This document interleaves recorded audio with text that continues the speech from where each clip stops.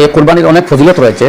হাদিস শরীফের মধ্যে এসেছে, হুজুর আকরাম সাল্লাল্লাহু আলাইহি সাল্লামকে সাহাবায়ে কেরাম জিজ্ঞাসা করেছিলেন, আসুফু ইয়া রাসূলুল্লাহ, এই কুরবানির জন্তুর এক একটা লোমের বিনিময়ে কি?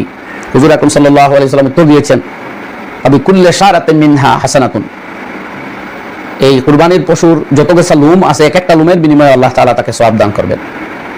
আরেক হাদিসে এসেছে যে কুরবানির পশুর রক্ত মাটিতে পড়ার আগেই তার ফজিলত সাব্যস্ত হয়ে যায়, তার সওয়াব কুরবানিটা তার জন্য সাব্যস্ত হয়ে যায়। এইভাবে বিভিন্ন হাদিসে কুরবানির অসংখ্য ফজিলতের কথা উল্লেখ করা আছে। আরেক হাদিসে এসেছে, সুন্নাতু আবিকুম ইব্রাহিম আলাইহিস সালাম ফাতিবু বিহা নাফসা, এটা তোমাদের আদি পিতা হযরতে মিল্লতের পিতা হযরতে মিল্লতে ইব্রাহিমী, এই হিসাবে ধর্মীয় পিতা হযরতে ইব্রাহিম খলিলুল্লাহ আলাইহিস সালাতু ওয়াসসালামের সুন্নত। আর শুধু এখানেই শেষ নয়, এটা শুধু ইবাদত নয়, সুন্নত মানে কানুন। তো এখানেই শুধু শেষ নয়, কুরবানি আসলে আরবিতে উজাহিয়া বা দাহি বলা হয়। এর মধ্যে বিরাট একটা ত্যাগের ইতিহাস রয়েছে, আমরা জানি প্রত্যেকে। এর পিছনে বিরাট এক ত্যাগের ইতিহাস। তো আজও আমরা এই ত্যাগের ইতিহাসকে স্মরণ করতে গিয়ে আল্লাহ তাআলার এই বিধান ওয়াজিব কুরবানি আদায় করি। যদি কেউ মান্যত করে তাহলে সেটা আরেক ধরনের হুকুম। সাধারণ কুরবানি গোশত যা হবে তা 3 ভাগে বিভক্ত করে করা মুস্তাহাব। একবার নিজে খাবেন, হাদিয়া দিবেন এবং গরিব মিসকিনকে দান করবেন, এগুলো কিন্তু মুস্তাহাব।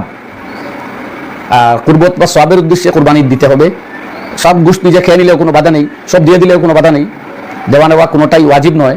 কিন্তু নিয়ত সওয়াব প্রাপ্তির জন্য হতে হবে, এটা কিন্তু ওয়াজিব। এই নিয়তে কোনো গণ্ডগোল এলে পরে কুরবানি আদায় হবে না। এই জন্য কুরবানির জন্তু প্রতিটা বস্তু ও সম্মানী এগুলোকে তার হেফাজত করতে হবে যথাযথভাবে।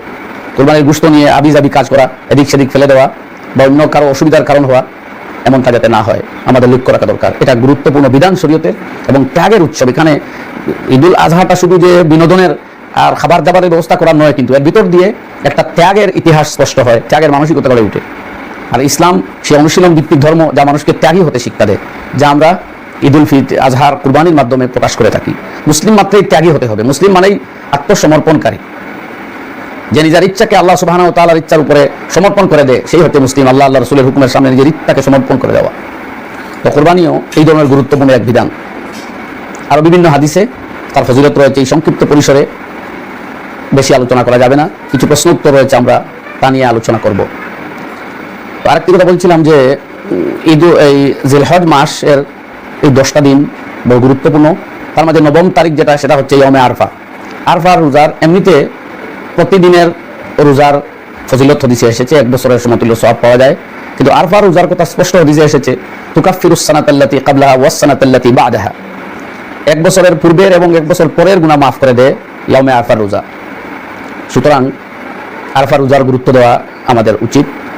আরফা হলো কোন দিন? যেটা চান্দ্র মাসের 9 তারিখ হবে, সেইটা কিন্তু মনে রাখতে হবে। এখানে অনেক সময় বিভ্রান্তি হয়, কেউ ভাবেন যে মক্কা শরীফে যেহেতু আরফা এর আগের দিন হয়ে গেছে, তাহলে আমাদের আরফার দিন তো তারা ঈদ করছে, তাই আমরা কিভাবে রোজা রাখবো? ওই দিন তো ঈদের দিন না, সেটা আমাদের ঈদের দিন নয়। চাঁদের তারিখে 10 দিনের 10ম দিন হচ্ছে ঈদের দিন, তাই আমরা যেদিন 9 দিন হবে সেদিনই হবে আমাদের আরফার দিন। হ্যাঁ, কেউ এর সঙ্গে আরও 1-2টা বেশি রাখলে পারেন, কোনো বাধা নেই। 10 দিন পর্যন্ত তো 10টা পর্যন্ত রোজা রাখতে পারবেন। কিন্তু মূলত আরফা হচ্ছে 9ম তারিখ, আর এই রোজা একদিন রাখলেও তার পূর্ণ সওয়াব পাওয়া যায়।